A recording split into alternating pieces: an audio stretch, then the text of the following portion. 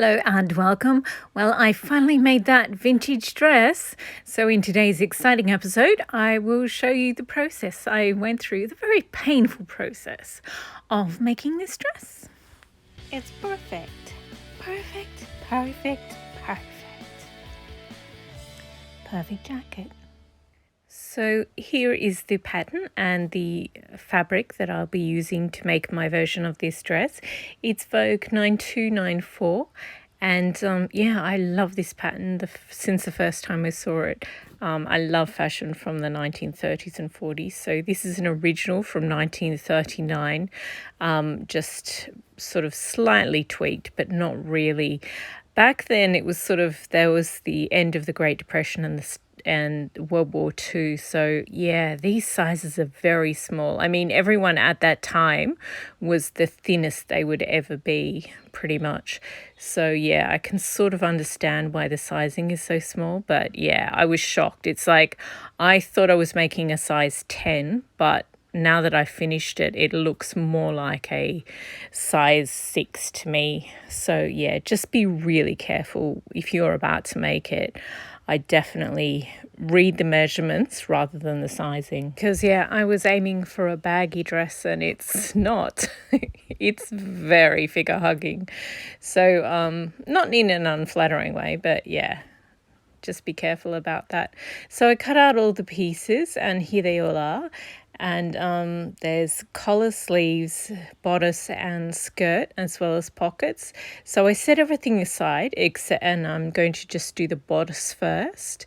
So the first thing they ask you to do is pin the darts, which I've done, and then sew them. And you also have to do stay stitching around the at the bottom of the front and the bottom of the back of the bodice as well. So I machine sewed them, the darts, and then I did the stay stitching, whatever it's called, ease stitching on the bottom of the two bodice pieces. And then the next thing is you have to put in the placket. So you have to iron on some fusible interfacing. Ugh, I hate working with fusible interfacing. The most popular sizes are 14 and 16, as well as the larger sizes, so anything over a 20. And for those sizes, I totally understand why you need fusible interfacing, but on the smaller sizes, it's just ridiculously fiddly. But yeah. And so I use it anyway, just, because I like to follow the pattern at least once. So you pin the placard into place because you sort of have to cut. So you just machine sew a V on either side, then you cut down, and then you have to turn the placard in. And I found that really confusing, and the instructions didn't help. But when you actually have it in your hand, it's actually quite simple. But yeah, the instructions did not help me at all. I sort of kept putting off this dress because I read through the instructions, so I was like, that's so difficult. But yeah, actually doing it was quite easy. And then you have to gather a little bunch on either side. I thought this looked weird, so I went back to the pictures, and the pictures said that was fine. I think it's just the scale is a bit iffy on the smaller sizes because they sort of cater more to the middle range and large range, and they sort of just squish in the smaller sizes. So yeah, sometimes certain design elements can look a little clownish, and so I skipped up this section because I'm doing view B, not view A. So now I go to the collar, which is view B has the collar. So yep. And you're not supposed to have the lace and the pockets on view, from view A. So yeah, the next bit I had to do was the collar. So I got out the collar bits. You have to put you're supposed to use sew on interfacing, and I think that would be much better, but I didn't have any. So I just used iron-on interfacing, which, yeah, I did not like working with at all again. And so on one piece you have that. On the other piece you have to machine sew where your hemline is, and then trim down, press it and notch it. So I did all that, and then the next thing is you have to sew the two collars bits together along the sort of outside of the collar, which I did, and then you trim it down, and then I just cut it little notches in there so that it would sit properly when I turned it out. And then I turned it out and I pressed it. And then the next thing is you have to attach the collar to the fabric, to your bodice, and you have to make sure that you attach it the correct way, because with this pattern, the fact that one side of the collar is more substantial, it has that fusible interfacing, and the other side of the collar is weaker. That's part of the design element, and so I was really confused about collar placement and also the gathering. I just felt like, as I said, I was doing a smaller size, and it just looked, the gathering just looked really wrong to me. But it turned out it was right. So I pinned the collar and I made sure that certain section at the front was gathered. And and then I machine sewed it, and then you sort of turn it in and you have to iron it. And then you have to pin the other side down, and you have to hand sew the second side, which is usual. You pretty much do that with every collar. But because of the fusible interfacing and because the collar is so much tighter on the smaller sizes, I just found this really difficult. But it looked quite pretty in the end. And I still haven't done the side seams, which is, per the instructions. But so I sort of had to just sit it precariously on the mannequin to check it. So the next thing is the sleeves, and I'd actually snuck ahead and done the sleeves before because, as I said, I found the placard on the bodice just to be too confusing. So I snuck ahead and did the skirt and the sleeves because they're things I know how to do. So there's a box pleat at the bottom of the sleeve. So I sort of pinned that, and then I sewed the facing on, the inside cuff thing, and then I did the top as well, and then so all I had to do was stitch that down, and then there's also the and I tried to make them stand up, but the pins are too heavy.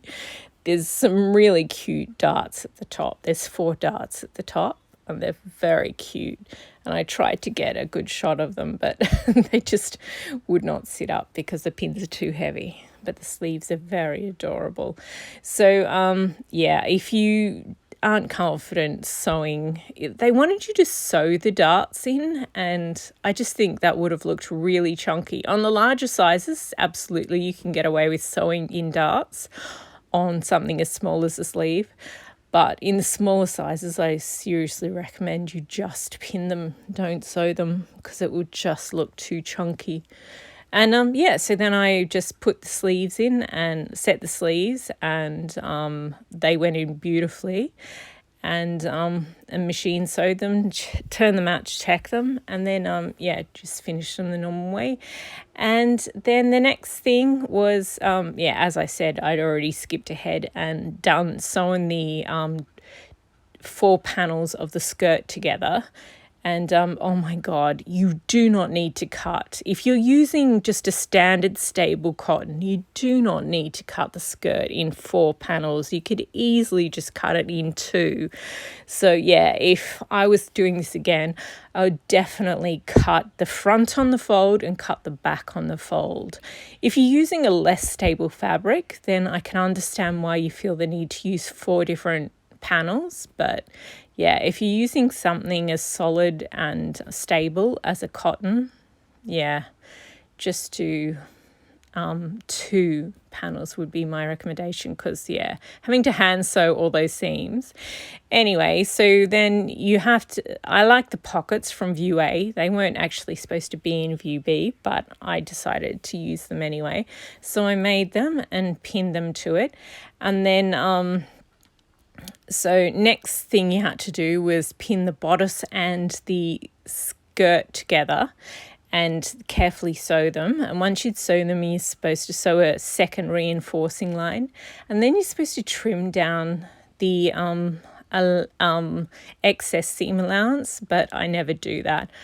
I just sort of turned it under, and then I top stitched it. You can't see it because I like invisible stitches, but yeah, I just went around and stitched it down so it sits beautifully, and I didn't have to cut down any of the seam allowance, because you never know if you're going to want to extend a dress or something. So, well, it has been a minute since I last worked on this dress, and sounding very Australian in the first half of the narration, so I'm sure I'll get a lot of snarky comments about that. Stop being racist, people. It doesn't matter what people sound like. I work freelance, and some people prefer I sound certain ways.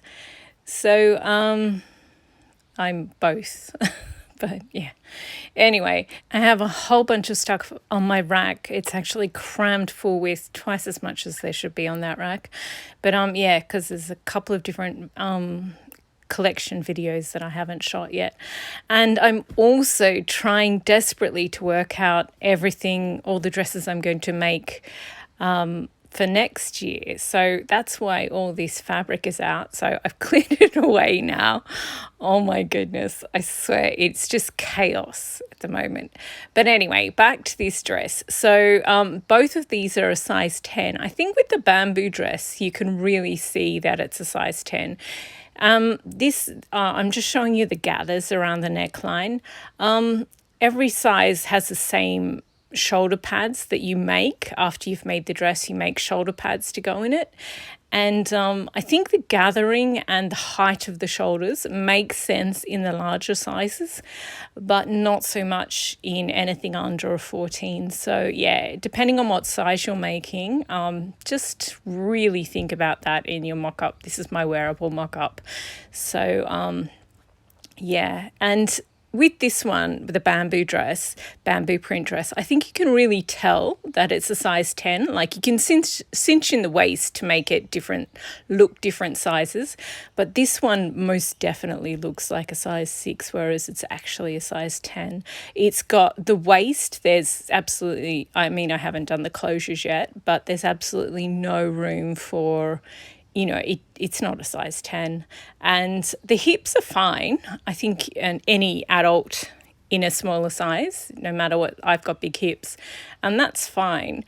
But yeah, I think just the waist and the bust is fine too for an adult. The chest or the bust, they're fine. But yeah, I feel like the waist, you definitely have to probably change that if you want a true size 10. And yeah. So what I have left to do is, and also the sleeves, I think you would probably find them too thin if you're going for a true size 10. So yeah, what I have left to do is the side closures, and I have to hand stitch on the pockets. But you have to machine sew on the top of the pockets, but then you have to machine sew the side closures before you can hand sew on the actual pockets if you're in a smaller size. If you're in a larger size, I think there's room to do the actual sew on the pockets first. But yeah, it's just a little tricky. There's not normally this much difference between what you can and can't do, but yeah. So yeah, I think I'll do the side closures next, and I'm doing the snaps because they're more authentic to the period. You can do a zip or snaps. So side closures, and then I'm going to hand sew the pockets on, and then I will do the hem, and I also have to do a button and a loop for the closure at the neck there. And then that's it. I'm not making the shoulder pads in this episode. I'm so over making this dress. I mean, it's adorable, but it's just been too many new difficult things. I want to go make a jacket. I know they're more difficult, but they're my comfort zone. So yeah. But if you do like fashion from this era, Vogue has just come out with the most beautiful new thing. I'll get pictures of it.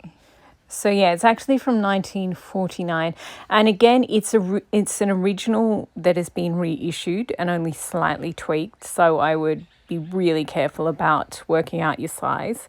But yeah, the coat, the jacket, I think the jacket is absolutely beautiful. You can definitely see echoes of Dior New Look in there, but you still have the rationing, so the skirt's quite slim. And yeah, I just love it. Love the colors they've used. Love everything about it. I really, really want to try this pattern, but I'm decided that I'm going to make at least 5 of because I bought like 50 patterns at various sales over the past year, and I really need to use at least 5 or 10 of them before I buy any more patterns. And this one literally just came out. It came out in October, but I only saw it like a couple of days ago.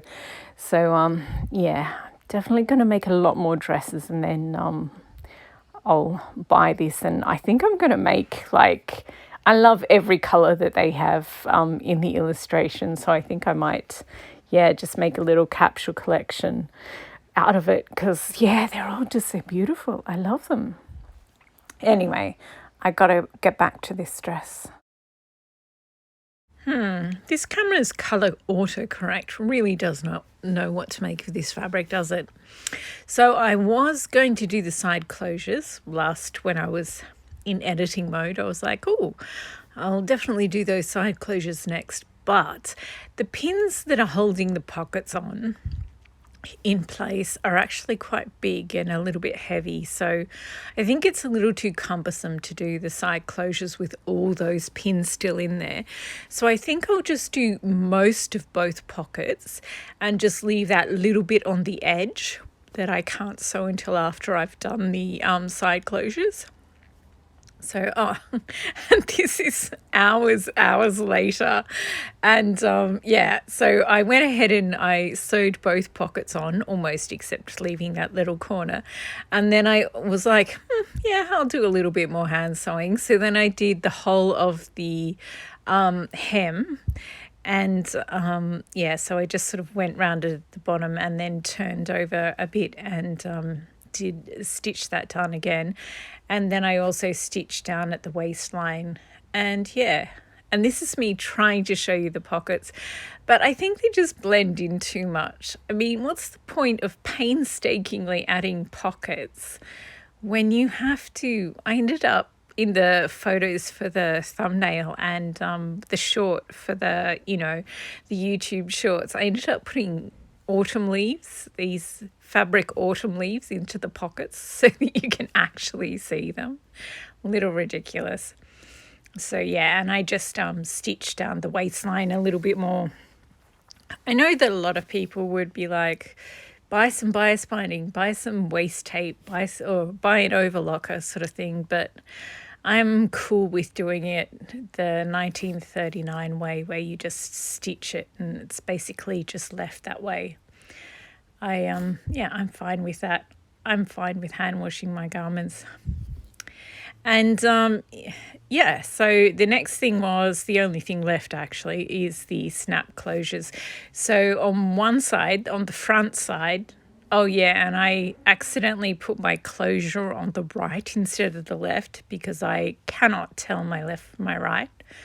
But on the right side, at least both on the bodice and the skirt, I did it on the same side. So that's really all that matters, in my opinion.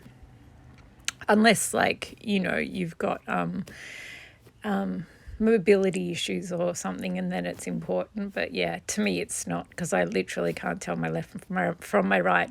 So one of them, the front one, needs the strip, like it's just sort of bias binding or a spare strip of the fabric of the dress pinned to it. And then the other side is the extension that the base of the snaps go on. So I machine sewed them on and then sort of hand stitched them down. And then, I didn't